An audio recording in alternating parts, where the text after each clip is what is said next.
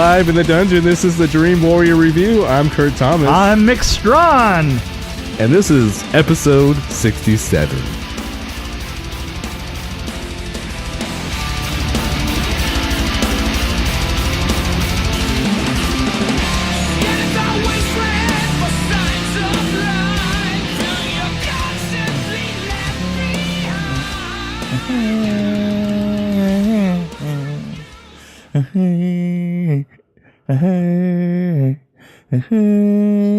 Solo, a Star Wars story. During an adventure into a dark criminal underworld, Han Solo meets his future co-pilot Chewbacca and encounters Lando Calrissian years before joining the rebellion. So what's sad about this is that you were singing, so I can't really redo it. Too bad.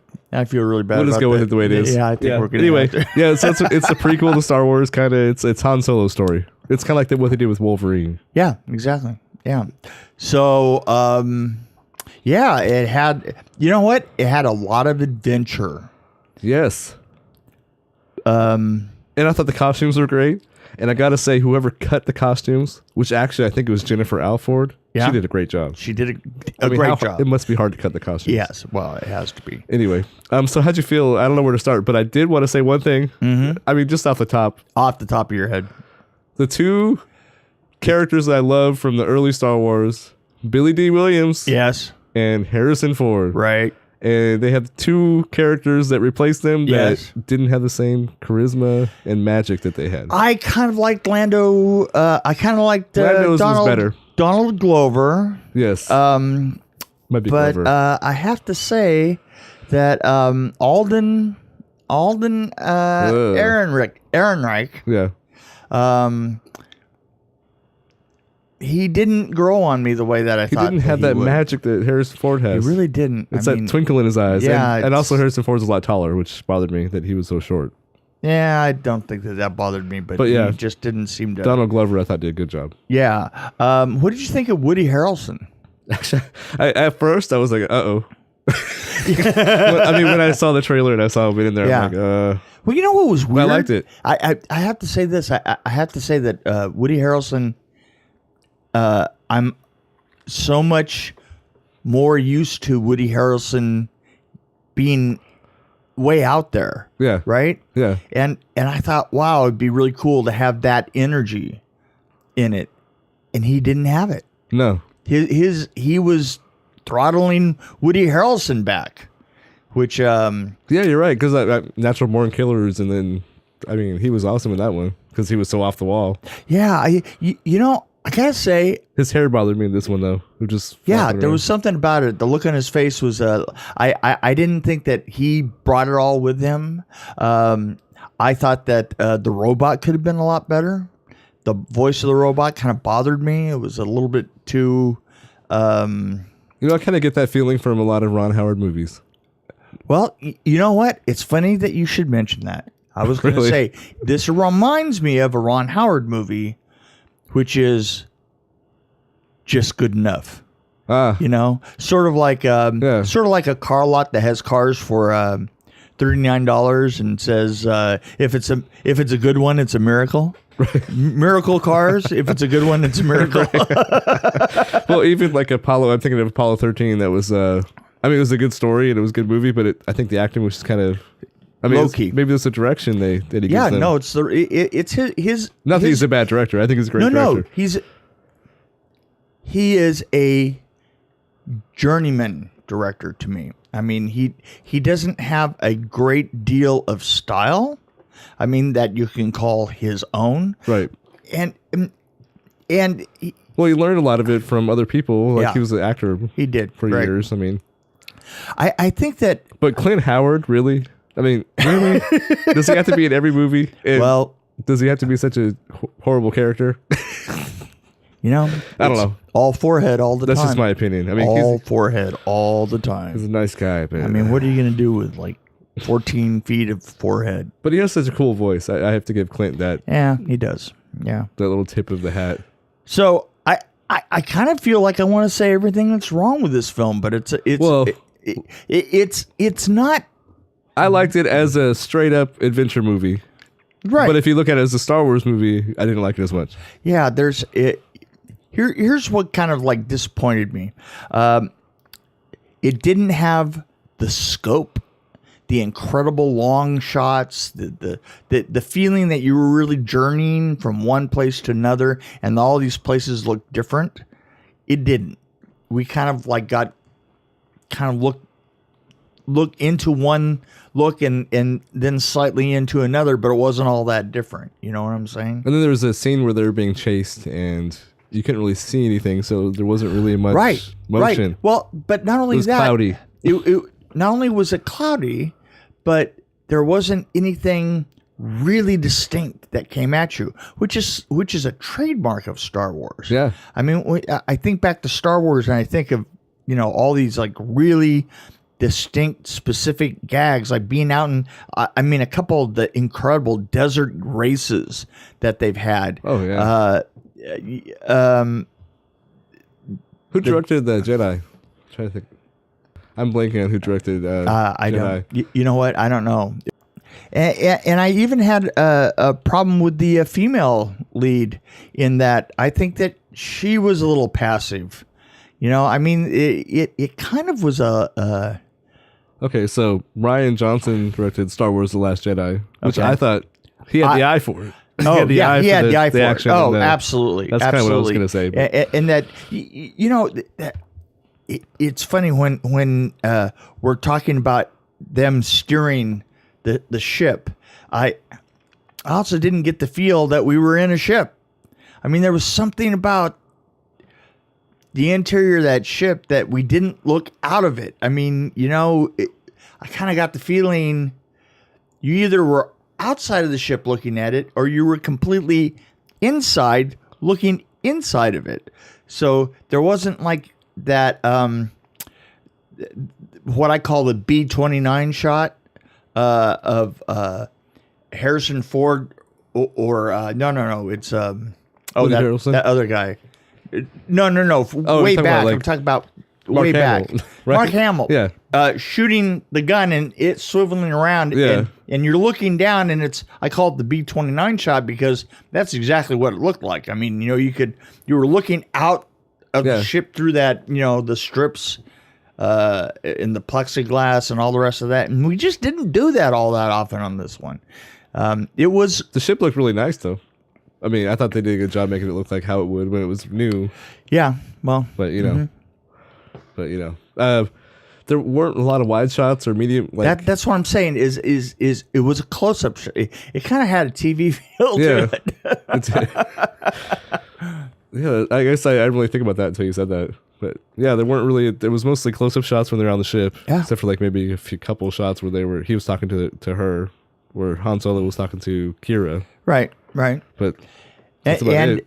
And there weren't. I tell you the other thing that there wasn't any great fights.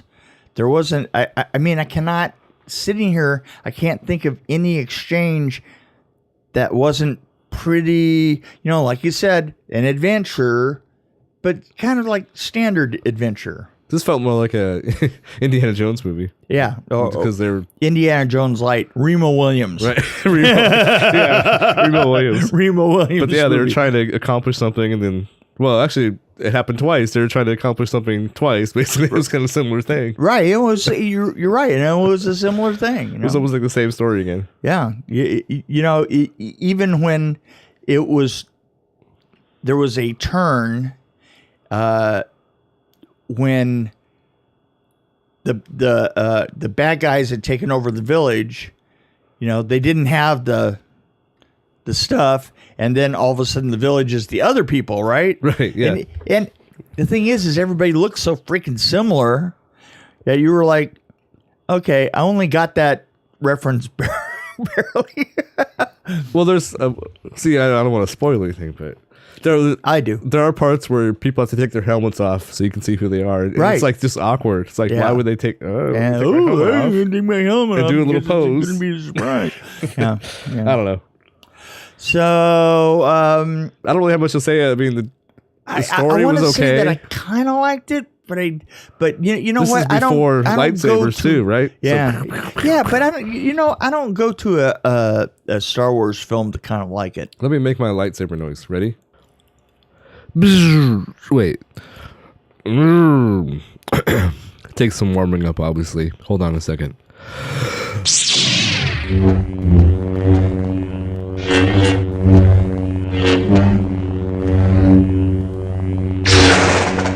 Wasn't that amazing? That was amazing. Doesn't that That sound was just like it? really good, and especially that was really good for the ones that were in this film.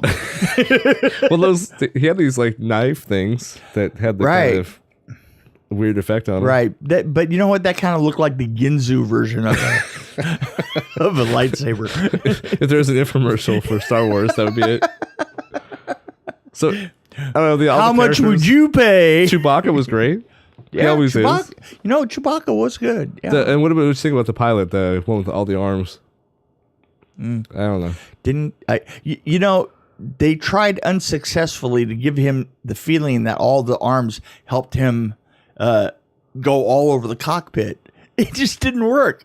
I mean, you know, the thing is that's kind of where I'm going with this is if you're going to do that and it's a Star Wars, you got to do it pretty spectacularly.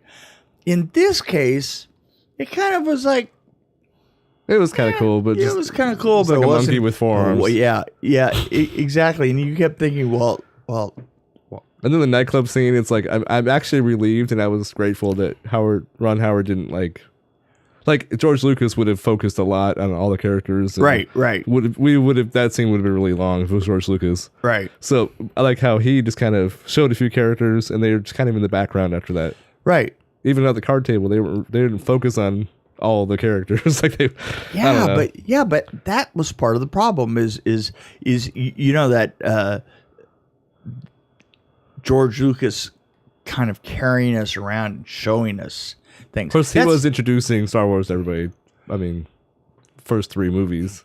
Well, yeah. But tell me that the first one. Look at the Jedi, though. Return of the Jedi. Yeah, Return of the With Jedi. all the Look at Ewoks, that. I mean, there were some things that probably went on too long, I think.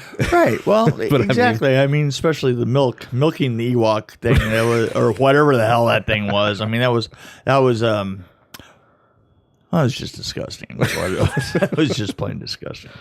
So, But yeah, I mean, I'm not going to jump up and down I keep about thinking it. of X-Men because if you look at all the X-Men movies, I think Wolverine was kind of a weak movie. Yeah. So I think prequels that show the origin story of a character. Yeah, but the I haven't seen a good one yet.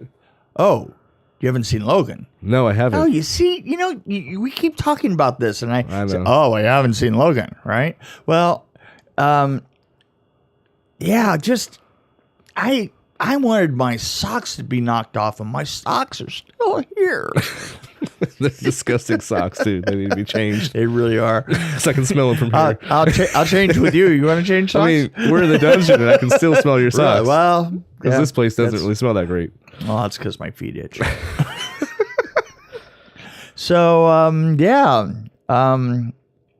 So I'm not saying Amelia Clark was okay, but you're right, like you said, I thought she was kind of flat. I mean, not flat body wise, but flat acting wise. Yeah, acting wise. But I don't know. And then the main character kind of annoyed me sometimes because he had he was trying to do the Harrison Ford kind of swagger, the sarcasm kind of thing. But it came across kind of snarky. Like it wasn't really cool. Like it was.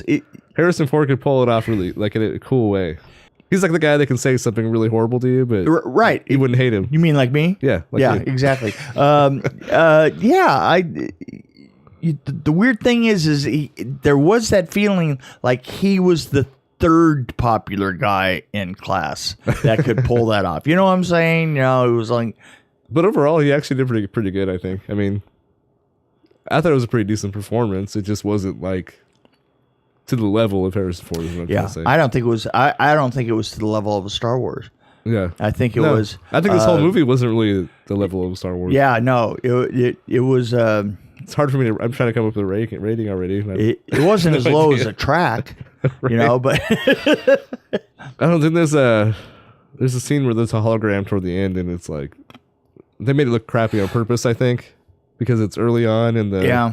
But I don't know. It's just You know, one thing is I could tell that they were using quite a few miniatures, and it was the visuals were not bad for what they were. They just weren't knock your socks off. Production designer just went crazy.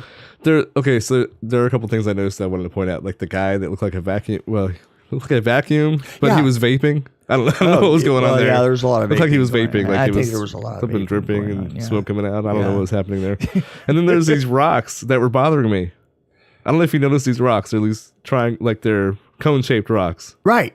And they had little eyelets on the ends, like metal eyelets. And it was it was a rough piece of design, and there was a lot of them out there. Did they forget to take the eyelets out? I have no Because maybe idea. they lifted them in or something. You know, I don't know. It was bothering me. I kept looking at these things, and I'm like, I shouldn't be looking at these metal things on the top of these rocks.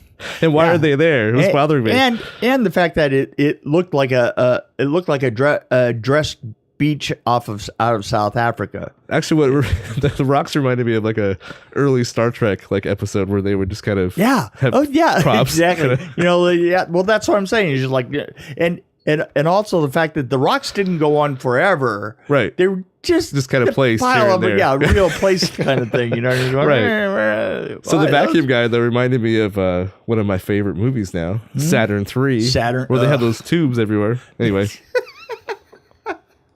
Yeah. I did like the little robots where they were having the little thing going on that they had, where they all kind of got together and did something. Yeah, you know what but that was humorous. It was there wasn't a lot of humor in this either. Yeah, I mean, if there was, it kind of fell flat, I think. But. Yeah. So as if you're not catching on, yes. I don't think that we were.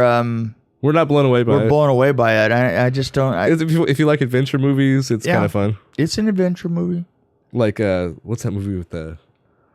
I don't know. I'm trying to think. Remo Williams. I'm Remo telling Williams. you, it's the perfect. Or like the Last Crusade, like Indiana Jones with Sean Connery. Yeah, or Monty Python's Holy Grail without the without the humor. There were arms.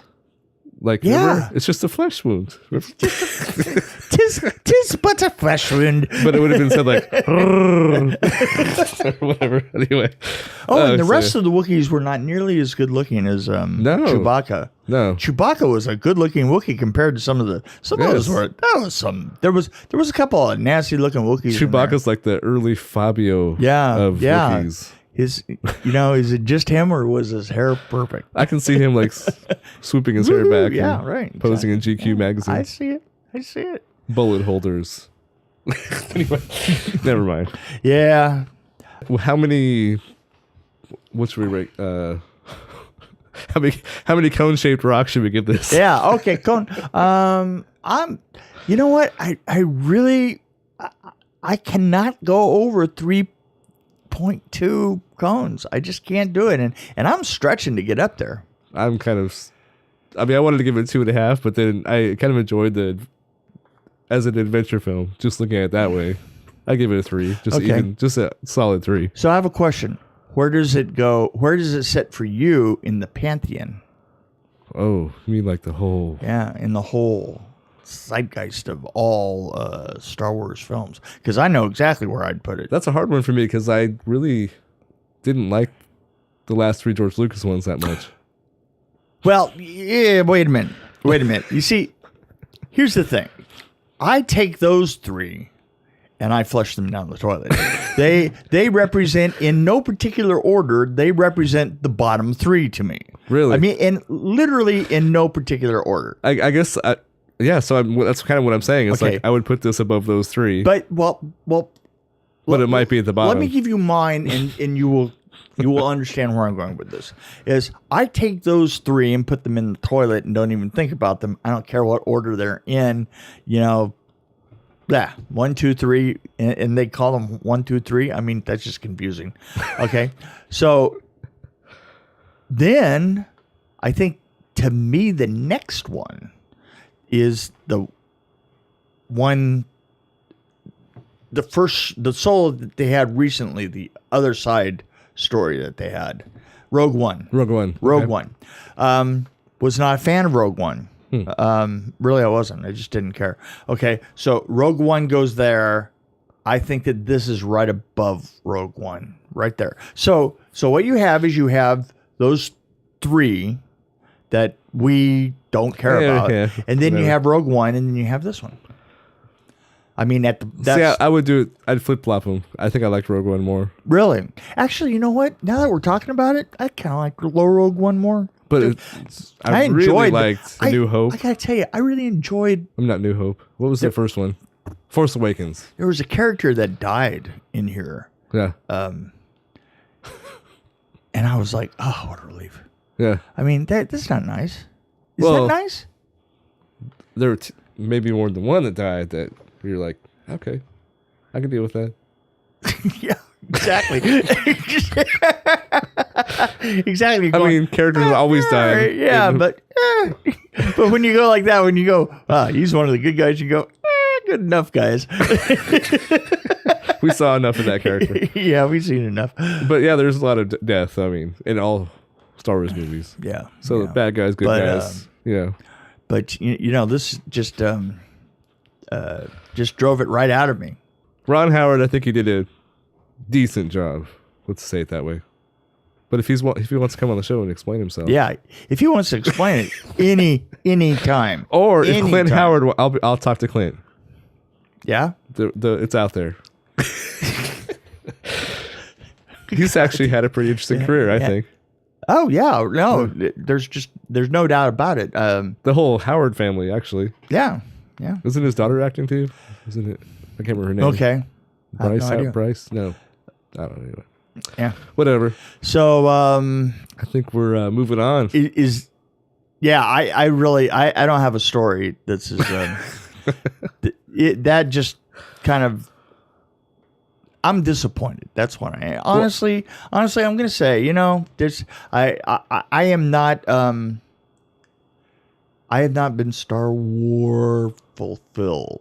Well, I went in after watching the trailer, like thinking, "Oh, I don't know about the main actors. Like, I'm not, especially the main guy, or the guy that played Han Solo. Right. I was like, I'm not so sure about him. I was really looking forward to Danny Glover, and I think that was great. I don't think that he was given much to do, to tell you the truth. He did a pretty good job. But I mean, I just like Billy D so much. It's hard to. Yeah, that's true. It's hard to shake that memory. Yeah. Of Billy D. Williams in the 80s, you know. Mm-hmm. Anyway. Mm-hmm. I just heard, what was that, Nutty Professor? Billy D. I don't know if it's Nutty Professor or one of those movies. Billy D. So that's us. Hey, I wanted to remind you that I'm writing a book. Oh. Behind the Screams, and I've done a lot of interviews, and what was it? You had over 700 pages, was it? Yeah, and I'm adding them. I mean, really, by the time I'm done, I'm going to have like 1,100 pages of interviews. Wow. That I have actually had to hire people to help me just get through all that crap. You know, I mean, a lot of people had a lot of things to say about it. That's awesome. Yeah, I mean, it really is. Do you have any interviews left that you want to get done? I do. I want to get. I want to see. I want to talk to the famous Finn. Yeah. Rennie Harlan. Why not? Well, I mean, Rennie Harlan was the director, and the thing is he's got he's like doing his own super studio thing in China now, and it's kind of been hard to get to. So you just buy a really good recorder and just show up there. Yeah, right. So he's doing, big things in China, and he's kind of like out of the realm. So I have a lot of people that are looking to get a message to him, and I'm trying to get a message to him. But you know what? It is not as easy to get a hold of people after 30 years as you might think. Cue the Bee Gees. I just gotta get a message to you. No. Yeah. Staying alive. No, it's got to get a message to you. It's very hard to get my sister. More very hard to get a hold of my sister. Oh yeah. Yeah. Yeah. I mean, hire a psychic. That would be really interesting, actually. Yeah, right. That would actually kind of be cool. Kind of a seance. Yeah. Nightmare on Elm Street 4 seance. I can hear that on the book on tape already. But The unabridged version. It is 35 CDs. Yeah. So it is coming along. We're gonna be cracking us a Kickstarter here in a week. So, and by the way, you're gonna help me with that. Yeah. Okay. Yeah, I know. Yeah. I'm ready. Yeah. I'll give you $5. Yeah. I didn't mean that. Oh, okay. I don't want your money. I want your effort. So now are we done? Yep. Okay. Bye.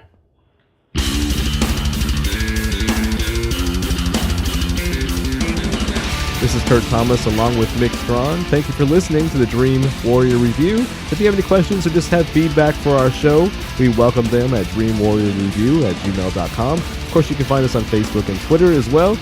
As always, please follow us and tell your friends about us too. See you next time.